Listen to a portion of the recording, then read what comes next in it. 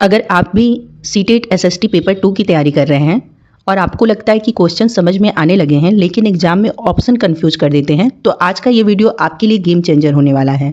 आज की इस वीडियो में हम सीटेट एसएसटी पेपर 2 का प्रैक्टिस सेट डीपली डिस्कस करेंगे। उसमें वही क्वेश्चन होंगे जो 2011 से लेकर 2024 में पूछे गए हैं।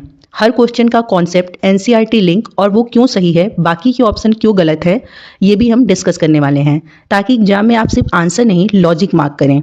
ये प्रैक्टिस सेट आपको हिस्ट्री, सिविक्स, ज्योग्राफी सब में क्लैरिटी देगा और सीटेट स्कोर इंप्रूव करने में काफ़ी हेल्प करेगा। तो वीडियो को एंड तक जरूर देखिए, क्योंकि यहीं से बनेगी आपकी सीटेट सिलेक्शन स्ट्रेटजी। देखिए, पहला ही क्वेश्चन आपके स्क्रीन पे दिया गया है कि प्रश्न है कि इतिहासकार अतीत को समझने के लिए विभिन्न स्रोतों का उपयोग करते हैं। विकल्प दिया गया है क्योंकि इतिहास अनुमान पर आधारित होता है, क्योंकि अतीत को सीधे देखा नहीं जा सकता, क्योंकि केवल राजाओं का इतिहास लिखा जाता है, क्योंकि इतिहास केवल पुस्तकों में लिखा होता है। तो आप जानते हैं कि इतिहासकार जो हैं वो अतीत को समझने के लिए विभिन्न स्रोतों का उपयोग करते हैं, क्योंकि अतीत को सीधे देखा नहीं जा सकता।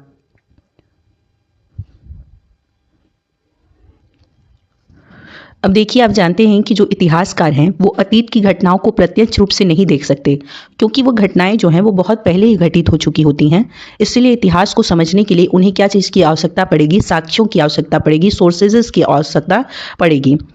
इन स्रोतों में क्या क्या चीज़ होती है? अगर हम पुरातात्विक स्रोत की बात करें तो औजार, सिक्के, भवन, ये सारी क्या है? पुरातात्विक स्रोत हैं, जिसके माध्यम से इतिहासकार अतीत की घटनाओं को समझने के लिए विभिन्न स्रोतों का प्रयोग करते हैं। और अगर साहित्यिक स्रोत की हम बात करें तो ग्रंथ, पांडुलिपियां, अभिलेख शामिल हैं। इनकी मदद से जो इतिहासकार है वो अतीत के समाज, अर्थव्यवस्था और संस्कृति को समझते हैं। बाकी के ऑप्शन जो हैं वो क्यों गलत हैं?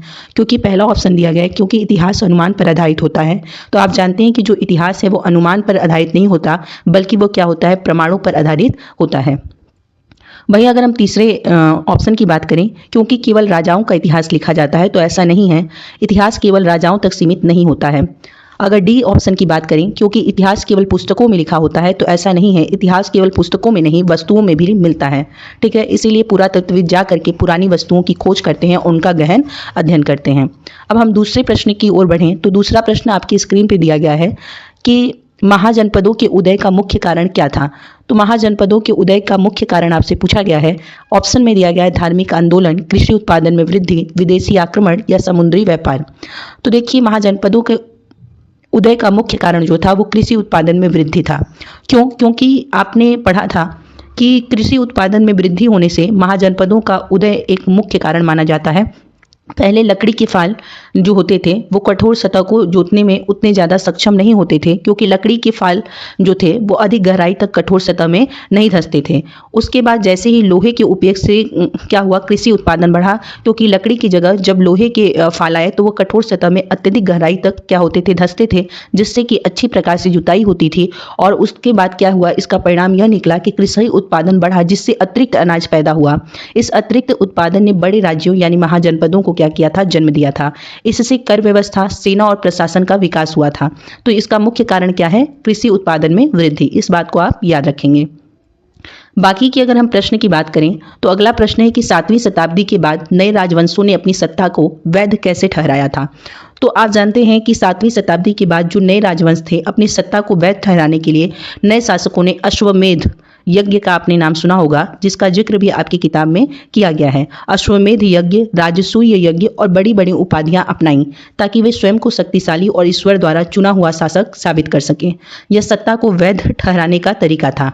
ठीक है, तो बड़े यज्ञों और उपाधियों द्वारा 7वीं शताब्दी के बाद नए राजवंशों ने अपनी सत्ता को वैध ठहराया था। और आपने अश्वमेध यज्ञ, राजसूय यज्ञ के बारे में पहले ही पढ़ा है। अगर आपसे ये प्रश्न कर ले कि अश्वमेध यज्ञ क्यों राजा कराते थे, तो अपने प्रभुत्व को दर्शाने के लिए अश्वमेध यज्ञ कराते थे। अगला प्रश्न है कि भक्ति आंदोलन ने किस सामाजिक विचार को सबसे अधिक चुनौती दी? तो भक्ति आंदोलन ने जन्म आधारित सामाजिक असमानता जो थी उस समय, कि जो व्यक्ति जिस जाति में जन्म लेता है वह उसी जाति का होगा। ठीक है, तो ये जो असमानता फैली हुई थी, इसी विचार को सबसे अधिक भक्ति आंदोलन ने क्या की थी? चुनौती दी थी। ठीक है, भक्ति संतों ने कहा कि ईश्वर के सामने सभी क्या है? समान हैं। उन्होंने जाति व्यवस्था और जन्म आधारित ऊंच नीच को पूरी तरह से क्या किया? गलत ठहरा दिया था। कबीर और रैदास इसके क्या है? प्रमुख उदाहरण हैं। देखिए अगला प्रश्न जो है वो ये है कि औपनिवेशिक शासन में भारतीय शहरों का विभाजन क्यों हुआ था। इसकी कुछ कारण दिए गए हैं और विकल्प चुनना है आपको कि कौन सा विकल्प सही है। तो औपनिवेशिक शासन में भारतीय शहरों का विभाजन क्यों हुआ था? धार्मिक कारणों से, प्रशासनिक और नस्ली कारणों से, या प्राकृतिक आपदाओं के कारण, या जनसंख्या वृद्धि के कारण। तो आप जानते हैं कि अंग्रेजों ने शहरों को क्या किया था, भारतीय क्षेत्र और यूरोपीय क्षेत्र में बांट दिया था। सिविल लाइन्स और कैंटोनमेंट जो इलाके थे वो अंग्रेजों के लिए थे। इससे सामाजिक और नस्ली भेद बढ़ गया था। शहर में अंग्रेजों की नीति का शिकार हुए एक हिस्सा शासकों का था और दूसरा शासितों का था। ठीक, तो इसीलिए आप सही विकल्प देखेंगे तो औपनिवेशिक शासन में भारतीय शहरों का विभाजन क्यों हुआ, तो प्रशासनिक और नस्ली कारणों से हुआ था। और हमने आपको पहले ही बता दिया कि अंग्रेजों ने शहरों को भारतीय क्षेत्र और यूरोपीय क्षेत्र में बांट दिया। जैसे सिविल लाइन्स और कैंटोनमेंट जो इलाके थे, जो कि आप कह लीजिए विकसित इलाके थे, वो अंग्रेजों के लिए थे। इससे क्या हुआ था, सामाजिक और नस्ली भेद बढ़ गया था। अगला अगर हम प्रश्न देखें तो अगला प्रश्न कि आदिवासियों ने औपनिवेशिक शासन का विरोध क्यों किया था। तो आदिवासी, देखिए ये प्रश्न जो है मोस्ट इंपॉर्टेंट प्रश्न है, इसे आप ध्यान रखेंगे कि आदिवासियों ने औपनिवेशिक शासन का विरोध क्यों किया था। तो आदिवासी धार्मिक मतभेद के कारण, भूमि और जंगलों पर नियंत्रण, शिक्षा व्यवस्था, भाषा परिवर्तन। तो अंग्रेजों ने जंगलों पर नियंत्रण कर लिया था, ठीक, और आदिवासियों की आजीविका छीन ली। इससे वे विद्रोह करने लगे। जैसे संथाल विद्रोह की बात आती है, ठीक, जब जंगल छीने गए तो आदिवासियों की जिंदगी ही छीन गई और वहीं से विद्रोह शुरू हुआ। और एक आप संथाल विद्रोह के बारे में काफ़ी सुनते हैं। तो आपका सही ऑप्शन है कि आदिवासियों ने औपनिवेशिक शासन का विरोध क्यों किया, भूमि और जंगलों पर नियंत्रण की वजह से।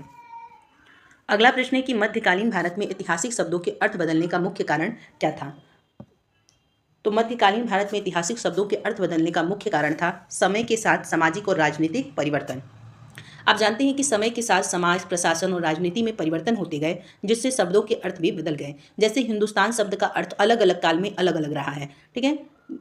अगर आप सोचें तो इतिहास में सिर्फ घटनाएं नहीं बदलती हैं, शब्दों के अर्थ भी बदल जाते हैं, क्योंकि समाज क्या है, बदलता रहता है। तो विकल्प आपका बी सही होगा कि समय के साथ सामाजिक और राजनीतिक परिवर्तन हुए, जिस कारण से मध्यकालीन भारत में ऐतिहासिक शब्दों के अर्थ बदले। सामंत व्यवस्था के विकास का प्रमुख कारण क्या था। तो सामंत व्यवस्था के विकास का प्रमुख कारण जो था वो भूमि अनुदान की प्रथा, ठीक है। राजाओं ने अधिकारियों और योद्धाओं को भूमि दी, जिससे वे स्थानीय शासक बन गए। यही सामंत व्यवस्था की नींव बनी, ठीक। तो यही थी भूमि अनुदान की प्रथा, सामंत व्यवस्था के विकास का प्रमुख कारण था। अगला प्रश्न अगर हम देखें तो दिल्ली सल्तनत में एकता व्यवस्था का मुख्य उद्देश्य क्या था। तो दिल्ली सल्तनत में एकता व्यवस्था का मुख्य उद्देश्य जो था वो था सैनिकों को वेतन देना। एकता भूमि का वह भाग है जिससे मिलने वाला राजस्व सैनिकों और अधिकारियों को वेतन के रूप में दिया जाता था।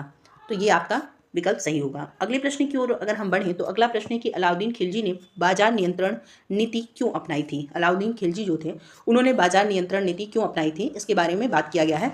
तो विकल्प आपका सी सही होगा कि वस्तुओं की कीमत नियंत्रित करने के लिए। अलाउद्दीन खिलजी चाहता था कि आवश्यक वस्तुएं सस्ती रहें ताकि सेना कम वेतन में भी संतुष्ट रहे। इसीलिए अलाउद्दीन खिलजी ने बाजार नियंत्रण नीति को अपनाया था। मनसबदारी व्यवस्था का मुख्य उद्देश्य क्या था। तो मनसबदारी व्यवस्था, ये भी आप इंपॉर्टेंट कर लेंगे क्वेश्चन को। ये जो चैप्टर है कि मनसबदारी व्यवस्था का मुख्य उद्देश्य क्या था, ये प्रश्न जो है इसका मुख्य उद्देश्य था प्रशासन और सैन्य व्यवस्था को संगठित करना। मनसबदारी प्रणाली से अधिकारियों की रैंक, वेतन और सैनिक जिम्मेदारियां तय होती थीं, ठीक। अगला प्रश्न है कि मध्यकालीन नगरों के विकास में व्यापारियों की भूमिका क्यों महत्वपूर्ण थी। तो मध्यकालीन नगरों के विकास में व्यापारियों की भूमिका जो है, उन्होंने आर्थिक गतिविधि को बढ़ावा दिया, इसीलिए उनकी भूमिका महत्वपूर्ण थी। नेक्स्ट प्रश्न जो है, जनजातियों को राज्य व्यवस्था से बाहर क्यों माना जाता है। तो जनजातियों को राज्य व्यवस्था से, वे अस्थायी बसावट और राजकीय नियंत्रण से बाहर थे, इसीलिए राज्य व्यवस्था से उन्हें बाहर माना जाता है। अगला प्रश्न है कि भक्ति संतों ने किस माध्यम से अपने विचार आम जनता तक पहुंचाए थे। लोक भाषा और भजन के माध्यम से भक्ति संतों ने क्या किया था, अपने विचार आम जनता तक पहुंचाए थे। लोक भाषा और भजन जो कि आसानी से आम जनता समझ सकती थी। जब भाषा सरल हुई तब भक्ति जन आंदोलन बनी थी। सूफी संत खानकाहों में किस मूल्य पर बल देते थे। तो इसका सही विकल्प है प्रेम और सेवा पर बल देते थे। सूफी संत खानकाहों जो थे वो प्रेम और सेवा पर बल देते थे।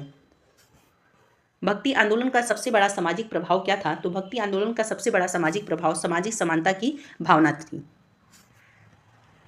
तो ये थे आपके महत्वपूर्ण 20 प्रश्न जिसको हमने डिस्कस किया है। ऐसे ही प्रश्नों को प्राप्त करने के लिए हमारे चैनल को सब्सक्राइब करना बिल्कुल न भूलें, क्योंकि नए प्रैक्टिस सेट इसी चैनल पर हम और भी आपसे शेयर करेंगे। धन्यवाद। अगर वीडियो थोड़ा भी पसंद आया हो तो जिनको इनकी ज़रूरत है उन तक अवश्य पहुँचाएँ और वीडियो को लाइक करना बिल्कुल न भूलें।